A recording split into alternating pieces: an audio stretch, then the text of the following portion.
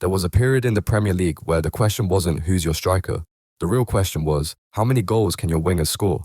And if you couldn't get 15 to 25 goals out of your wide forwards, your attack was basically capped. That era wasn't an accident. It was the outcome of a specific tactical environment, transition heavy, vertically stretched, structurally loose, and emotionally chaotic. Inside forwards thrived because the league itself created the conditions they needed.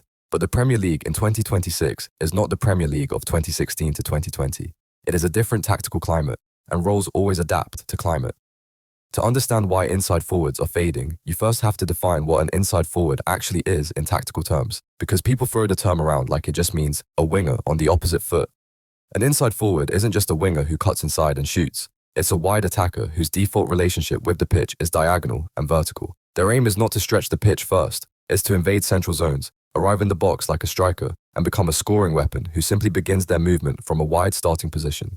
The inside forward lives in the half space and the penalty area.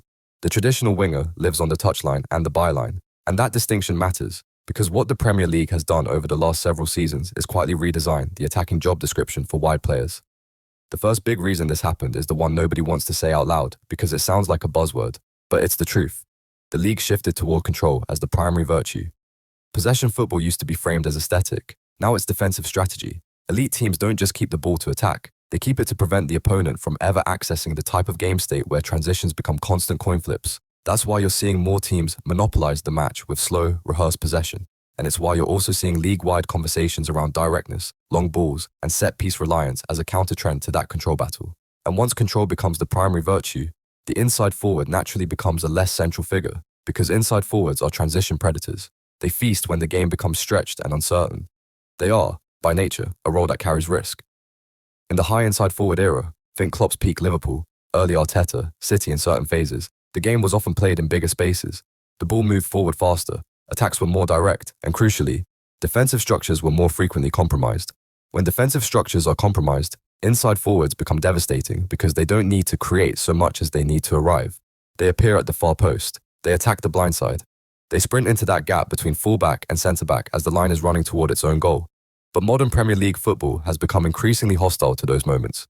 The second reason is that defensive coaching has improved to a frightening level, and it has improved in a very specific way. Teams are now built to protect the half spaces and the box by default, not as an emergency reaction. 10 years ago, you could still find Premier League sides defending in a way that was emotionally reactive. A player would jump out, follow the ball, leave space behind, and you'd get structural collapse. Now the average mid-table side is drilled into compactness, like it's religion. They defend with spatial discipline, not individual impulse. The half space is no longer a soft zone. It's the zone teams protect the hardest because that's where the best chance creation happens. Inside forwards, structurally, want that half space corridor. They want to receive between lines, turn, and enter the box. But if the opposition's entire defensive scheme is designed to congest those corridors and deny the central lane, the inside forward starts running into traffic over and over again, which pushes teams toward a different solution. That solution is the third reason, the rise of the penalty box reference point again, the return of the striker as the central organizing principle. This isn't just vibes. There has been a clear modern trend toward the number 9 becoming central again, and one of the most striking statistical summaries of this trend came from Sky Sports analysis a couple of seasons ago, pointing out how the combined goals of recognized strikers among the league's top scorers surged dramatically compared to earlier years. Whether you agree with every detail of their classification or not, the broader direction is obvious when you watch the league. More and more top teams want a fixed, dominant penalty box presence because it's the most stable way to convert possession into outcomes. And that stability point is everything. Inside forward football, at its peak, often relied on the striker becoming a facilitator. Firmino wasn't just a false 9 stylistically, he was a structural sacrifice. He vacated the box so Salah and Mané could own it. The striker became a connector so the wide forwards could be the scorers. Modern possession football flips that logic. It says, if we are going to dominate territory and have long spells in the final third, then we want the most reliable finisher occupying the most valuable space, the central box zones, while wide players stretch, circulate, and create. In other words, as teams became more possession-heavy, they naturally drifted back toward the most possession-friendly finishing model, a striker finishing high-quality chances created by structure, rather than wide forwards improvising their way into scoring positions. That leads to the fourth reason, and this one is the hidden killer: rest defense and transition suppression. Rest defense is basically what your team looks like behind the ball when you're attacking. The shape that prevents counters. Modern elite teams obsess over this because transition goals are the fastest way to lose control of a match, so they build attacking structures that are specifically designed to make counterattacks difficult. Inside forwards complicate rest defense. Because inside forwards naturally vacate wide lanes and flood central zones. If both wide attackers are constantly narrowing to attack like strikers, you can end up with an attack that's vertically aggressive but structurally unstable. You lose width. You lose the ability to counter-press on the outside. You leave your fullbacks isolated. You create the exact kind of broken, end-to-end match that modern managers are terrified of. So managers respond by making the wide players' first duty structural. Hold width, hold the opponent's fullback, and make the pitch big so the central creators and the striker can operate with spacing. That's why modern wingers often look like they're doing less, because their job has quietly become more about geometry than chaos. This is also why we see so many wide players now looking closer to traditional wingers again. They receive wide, they recycle, they go 1 versus 1 more selectively, they aim for cutbacks and crosses. They are coached to prioritize chance creation rather than personal goal output.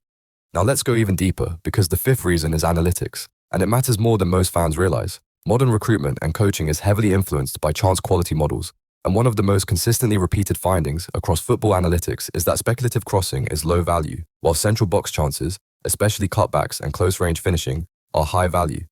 Even years ago, analysts at Stats Perform were writing about how teams that cross less tend to score more, reflecting the idea that high volumes of low-quality, wide deliveries are often inefficient compared to creating central high-quality shots. So what happens when clubs internalize that logic? They start building attacks that are designed to engineer high-quality central chances. And the simplest way to engineer consistent central chances is stretch the pitch with wide players, overload the box with a striker and runners, and feed cutbacks or high-percentage passes into the most valuable zones. That system does not require wide players to be your primary scorers. In fact, it often discourages it, because if your wide player is constantly drifting into the same zones as your striker, you lose spacing and clarity. So paradoxically, as teams became more smart and more data-driven, they often became less hospitable to the inside forward role. The sixth reason is physical evolution. Fullbacks and centre-backs are now built to survive in modern space. Inside forwards thrived in part because there were more duels they could win, more mismatches, more defenders who couldn't shift laterally as quickly, couldn't recover as fast, couldn't defend repeated diagonal runs without losing structure. Now, the average Premier League fullback is a high-speed athlete, and the average centre-back is comfortable defending space. That makes the classic inside forward move, receive wide, cut inside diagonally, burst into the half space, less of a guaranteed advantage than it once was. The margin for success shrinks, and as the margin shrinks, managers revert to more repeatable patterns. The seventh reason is game state and officiating dynamics. And I'm not even talking conspiratorially here, I'm talking structurally. The league has become more stop-start, more set-piece oriented, and more managed in rhythm. When games become more interrupted, and when teams are more willing to slow tempo, transitions decline. There's even been recent discussion around ball in playtime and the rise of long throws and set-piece routines affecting match rhythm. Inside forwards want rhythm breaks in their favor, moments where the opponent is disorganized. When match rhythm becomes more manufactured, and when teams are prepared to slow the game down, you simply get fewer of those moments. Now, put all of this together and you get the real answer. The inside forward is disappearing because the Premier League has collectively moved into an era of systemic caution. Not cowardice, caution. Managers are rewarded for control. Clubs want repeatable chance creation. Defensive structures are coached to deny the half space.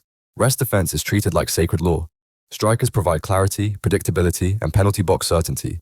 Wide players provide width, circulation, and controlled creation. And that's why, when you look around the league, you keep seeing the same story. Big clubs buying or building around a striker again, while wide players become more functional in the system. That's why Salah looks more conservative at times. That's why Doku can look like he's been put in a tactical straitjacket. That's why Foden sometimes feels like a controller rather than a pure final third killer. That's why Saka and Martinelli's roles can feel less feral than they did when Arsenal were more transitional. They're not worse. The league is just asking them to do a different job. And it's also why the number 9 is back. Not because we all suddenly remembered that strikers exist, but because modern football has essentially recentered the attack around the most controllable form of end product, a fixed finisher inside a structured system. The Premier League once sold itself as the league of chaos, speed, and emotional football, and the inside forward was the perfect symbol of that era, a wide player who attacked like a striker, played on instinct, and turned matches into avalanches. The modern league is becoming a league of systems, a league of control, a league of geometry, a league where the wide player is increasingly an instrument rather than a weapon. So the inside forward doesn't disappear because football evolved beyond him. He disappears because modern football evolved into something that doesn't need him as much. And the real question isn't, are inside forwards extinct? The real question is, if the Premier League continues down this path, toward possession monopolies, rest defense obsession, and risk suppression, what else disappears with them? Because once you remove chaos from football, you don't just remove the inside forward. You remove the feeling that anything can happen.